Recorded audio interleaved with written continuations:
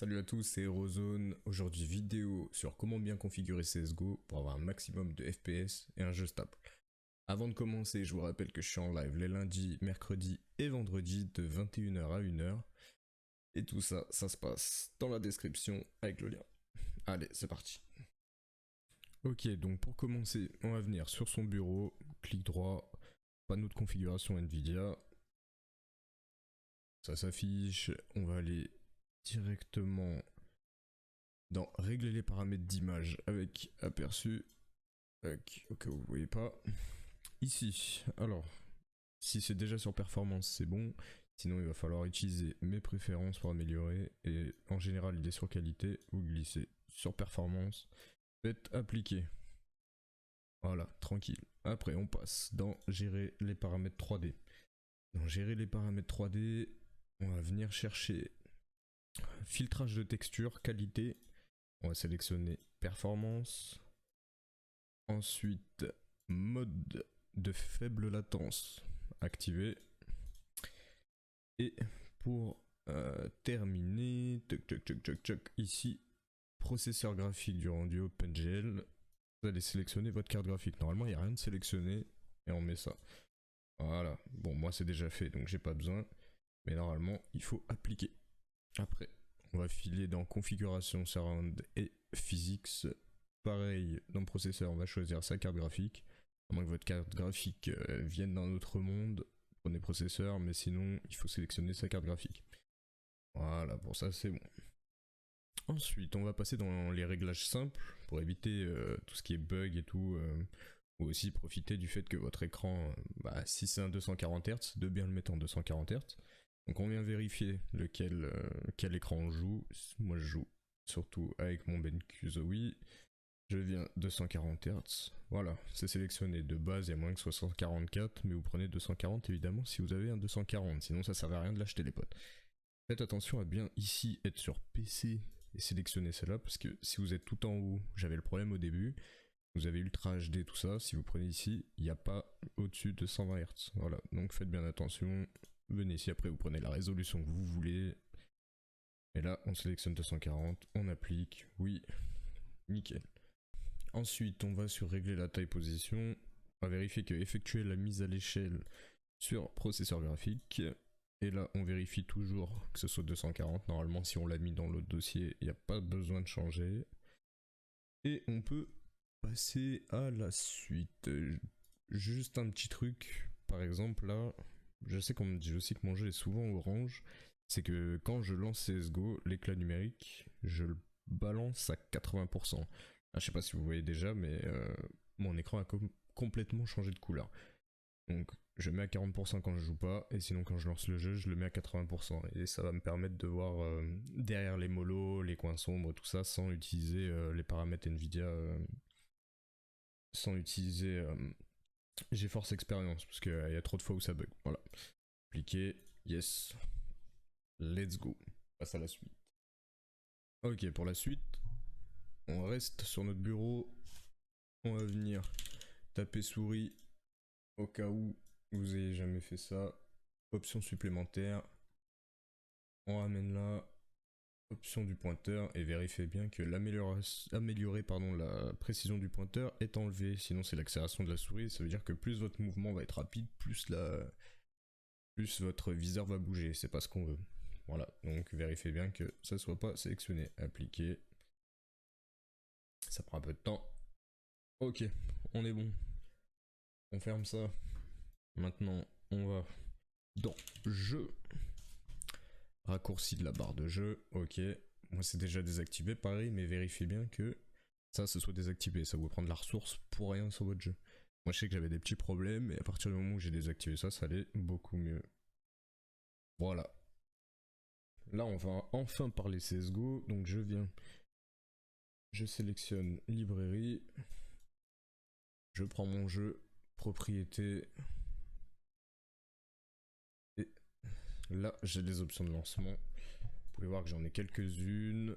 Donc, la principale, console. Pour afficher la console, forcément. Novid pour pas avoir la petite vidéo au début, ça sert à rien. Tickrate 128 pour que les serveurs avec des bots soient en 128. La fréquence, comme j'ai un écran 240 Hz, bah, je mets 240. Si vous avez un 144, mettez 144. Et si vous êtes encore à l'âge de pierre, mettez 60, ça ira très bien. Pareil pour refresh, height c'est juste pour que le jeu se lance en priorité élevée. Et on est bon pour lancer CSGO. Pour la suite, on va venir du coup directement sur le jeu, on vient dans les settings. On va commencer avec le mode de couleur. Donc là, en général, on va prendre ordinateur, parce qu'il paraît que ça permet de voir un peu plus les zones noires, par exemple sur B, le dark. On le voit un peu plus clair. Après, ça vérifie avec les gens, mais je sais que moi, quand je mets en télévision, j'ai l'impression d'avoir de la brume sur mon écran, c'est pas terrible. Après, luminosité, en général, on essaie de mettre au max, mais ça, c'est vraiment dépendant de chacun. Vous faites ce que vous voulez, c'est votre ressenti sur le jeu. Après, à savoir si vous jouez en 4 tiers, c'est juste que si vous voulez gagner un maximum de FPS, je vous conseille de jouer en 4 tiers. Après, c'est vraiment à vous de voir comment vous aimez jouer, quoi. Mais si vous avez une petite config, vous voulez un max de FPS, je vous conseille de jouer en 4 tiers. Après, 1024 ou 1280, comme vous sentez, je sais que 1024, par exemple, juste pour une question, si vous avez des skins ou quoi, vous voulez qu'ils ressemblent à quelque chose, essayez de les prendre en 1280, 1024, le jeu a tendance à être un petit peu flou, enfin personnellement, après ça peut dépendre de vos écrans et de vos settings sur Windows, voilà, bon, ça vous choisissez, bon forcément full screen, on va pas jouer en Windows, parce que Windows vous allez perdre énormément d'FPS, ça rime à rien, là on désactive, ça va permettre de booster un petit peu vos performances. C'est pas significatif, mais vaut mieux l'avoir désactivé.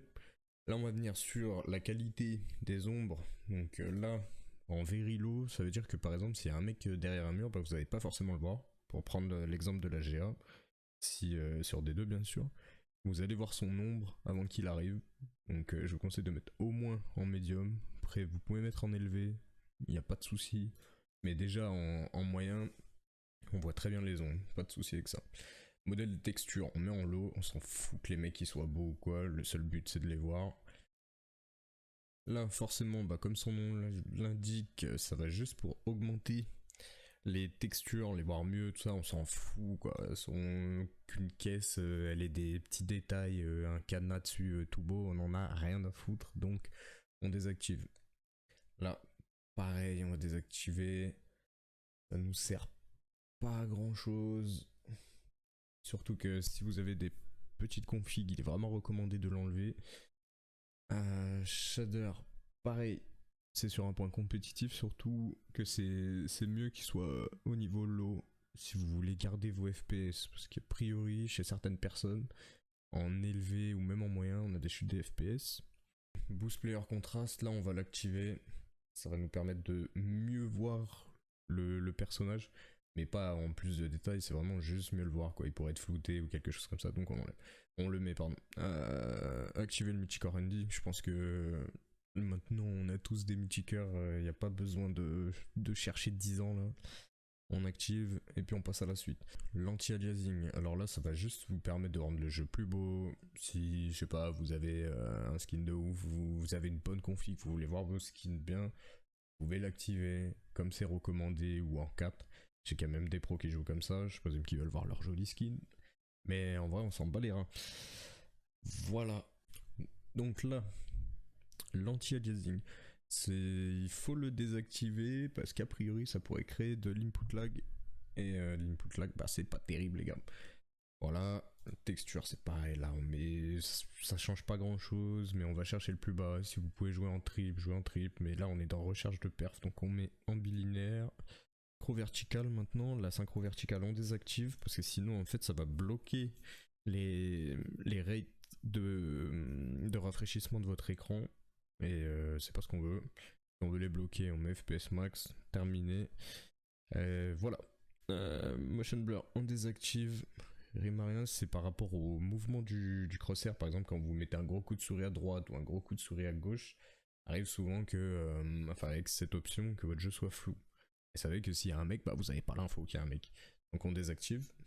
Mode triple écran, on n'est pas sur un jeu de F1, on désactive. Et là, la dernière option, c'est vraiment si votre jeu vous dit qu'il faut l'activer automatiquement, activez-le. Si vous avez des pertes de FPS, des petits ralentissements, enlevez-le. Voyez s'il y a une différence.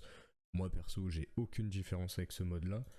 Donc, voilà, on a fait le tour pour les options vidéo. Après, un truc qui peut être intéressant, c'est afficher votre console. Mettre NetGraph 1, ce qui va vous permettre d'afficher vos FPS. Comme ça, vous allez voir combien vous en avez. Parce que si vous avez un écran de 240 Hz, mais que vous avez que 120 FPS, bah ça sert à rien de le mettre en 240 Hz, vous allez avoir des gros freeze. Donc il faudra baisser les Hz de votre écran comme on a vu au début. Voilà. Voilà, on est de retour en format face-to-face. On a fait le tour à peu près de toutes les configs qu'il y avait à mettre en place pour que votre jeu soit au max, que ce soit Nvidia ou le jeu. Là, normalement, il n'y a plus de soucis. Si vous avez des soucis, n'hésitez pas à me le dire.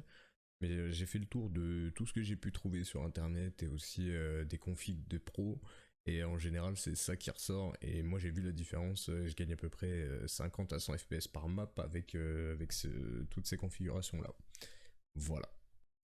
Merci d'avoir suivi cette vidéo, j'espère qu'elle vous a été utile. N'hésitez pas à vous abonner, laisser un petit pouce bleu, la cloche de notification, tout ça pour savoir quand est-ce qu'une prochaine vidéo va sortir. Vous pouvez me retrouver sur les réseaux Twitter, Instagram, vous abonner sur Twitch. N'hésitez pas si vous avez une question à venir me la poser en live sur Twitch ou tout simplement la laisser en commentaire. Allez, sur ce, bonne game et à bientôt. Ciao.